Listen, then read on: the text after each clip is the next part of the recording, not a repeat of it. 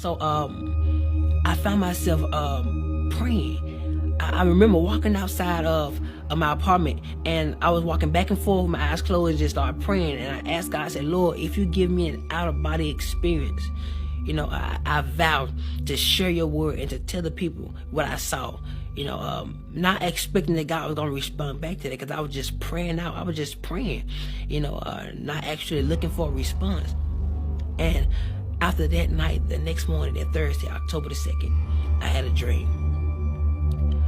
And my spirit left my body. It was like I was in my apartment and my spirit got pulled out of my body. And I would go in these different transits, bright color lights. It was white, like the best way I can explain it would be shoo, shoo, shoo, all the different flashing lights. And I appeared before a blue sky with no clouds. It was like a blue place. No land, no trees, no grass, no water, nothing. There was nothing there but a blue atmosphere.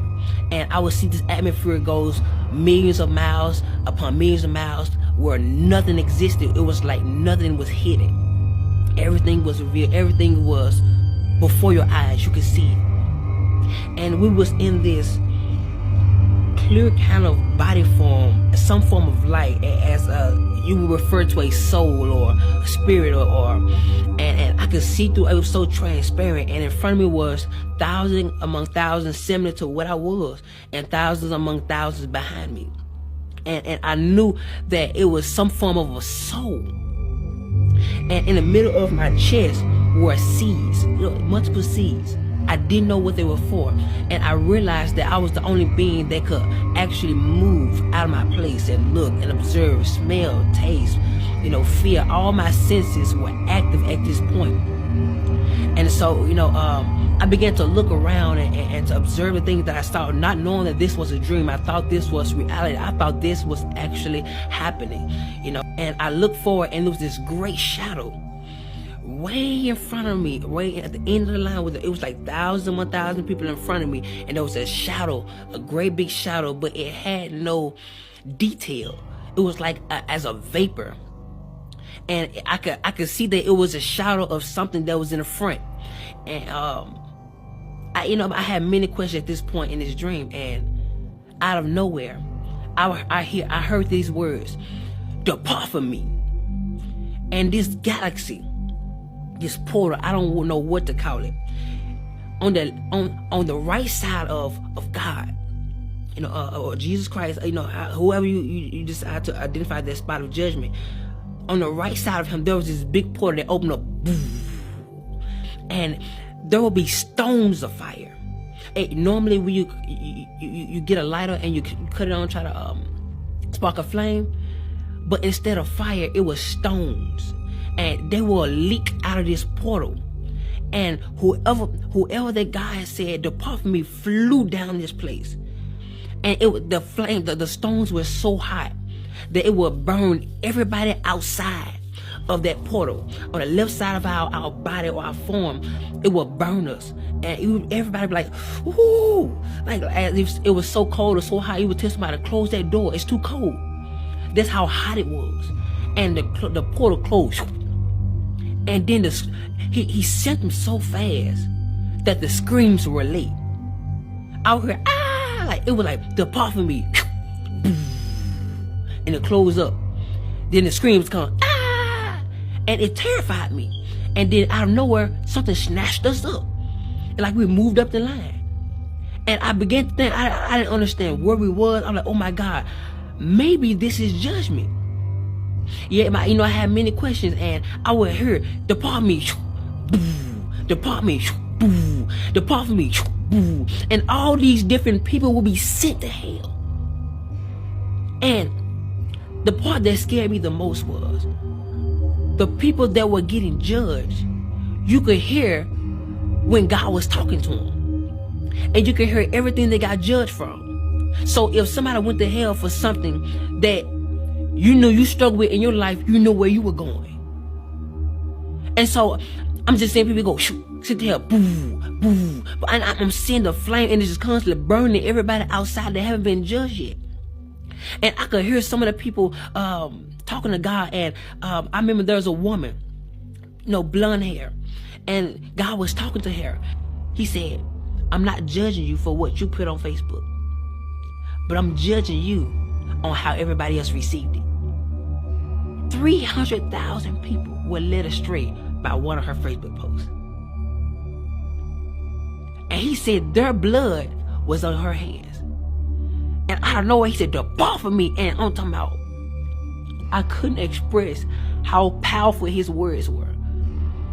It's as if he said, depart from me, and everything shook.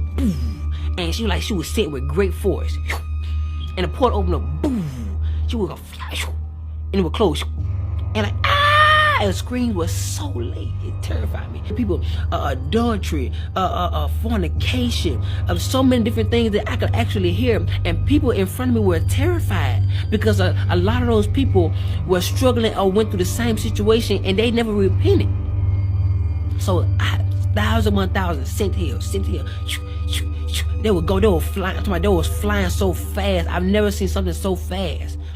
And it got to the point where I was next in line, and he called me up, and he started talking to me. And keep in mind that our life held us hand to hand. So anything we did in our life, our life testified against us. So you couldn't lie because your life testified. Say, yes, you did this, you did this at this time, yes, you did. And whenever God would speak to me, you would see a big screen, like you would see as if whatever God says, it comes to life. And so he started talking to me, and he started telling me everything that I could have did better. And at this point, I'm like, okay, God, I could have did this better. I did it, I did okay with it, but I could have did better. So he began to say other things, and he brought up this specific woman. And he asked me, why didn't I forgive her? And he gave me her specific name. I'm not going to say it. He gave me her specific name. And I knew exactly what he was talking about. I did forgive her. He said, well, if you forgave her, when you get on the phone and talk to her, why is it that you treat her like the situation happened all over again? And I'm like, God, but I did forgive her. He said, well, if you forgave her, why are those seeds still in your chest? And I looked down. I was like, oh my God, that's what those are for. Those are seeds of what I did in my life.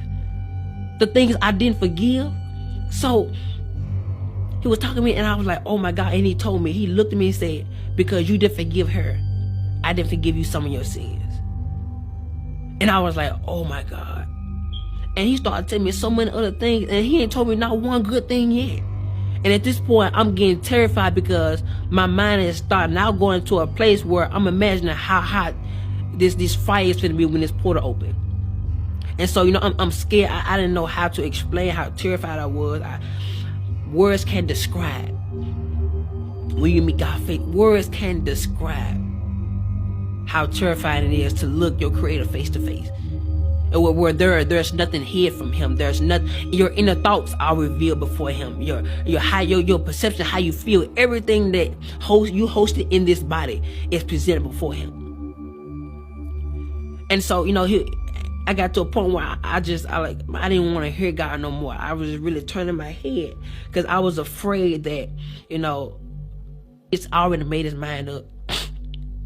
I was so afraid. And so I turned my head, and he would just constantly tell me everything that I didn't do right, or I should have did better. And at this point, I knew I was going to hell. I knew it. I was fully persuaded that this was it. So I turned my head, and I was like, I don't want to hear no more of it. My mind, I'm just really trying to imagine how hot hell is going to be. I'm like, oh my God, Lord, I have no more chance. If I go down there, I can't come back. Like, Lord, please don't send me to hell. Please, like, God, please. I'm begging you. And I'm more terrified. I was more terrified than I can express. And so I turned my head, and at this point, I no longer wanted to hear what he had to say, because I knew at this point, I was going to hell. And I would have my head turned, and out of nowhere, there was this one feeling that would come over the interface of my soul. And I would turn my head, and it would go in slow motion, and the tears would fly from my face.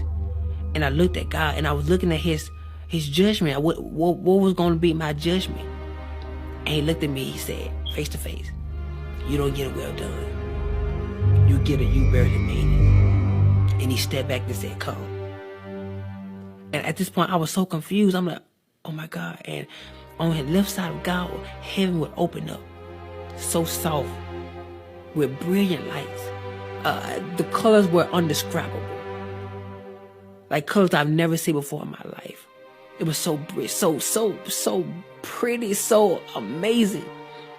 And the colors will blossom as they grow, and the heaven will open up so gentle. And I will walk toward that direction, and my hand will go in the portal. And when my hand went through, it got bigger. My arm went through, it got bigger. It was like I was growing into a mature state of a glorified body. And so my leg went through, like got bigger, and you can see how big I got on the other side. And how my soul was being transformed into a glorified body. And my body would go through it, and only piece that was left behind was my leg. And right before my last foot got in, I woke up. The dream scared me so bad. I was underneath our living room table for hours. I was so terrified. I was terrified to move. I was terrified to do anything because I was afraid it was going to be added to my judgment. I thought that was the judgment. That didn't feel like a dream. I could feel, I could taste, I could tell you how it made me feel. Everything was so alive in the dream. And at that moment, I was asking God, why did you give me this dream? He said, because I want you to warn my people that the things which you saw are the things that shall be. And I didn't realize that what I prayed for and the vow I made before God, that he was going to fulfill it. Now he's looking for my end to be fulfilled. So that's why I'm here talking to you right now. Forgive. Let go. I couldn't describe how many people that allow for unforgiveness to grow in them, and it caused a bitterness, which caused them to do things that they got judged for. That thing caused them not to make it to heaven. I was terrified. It was so many people went to hell. And it felt like I was the first one. Like God was, it was thousands among thousands of people in front of me. That is scary to me.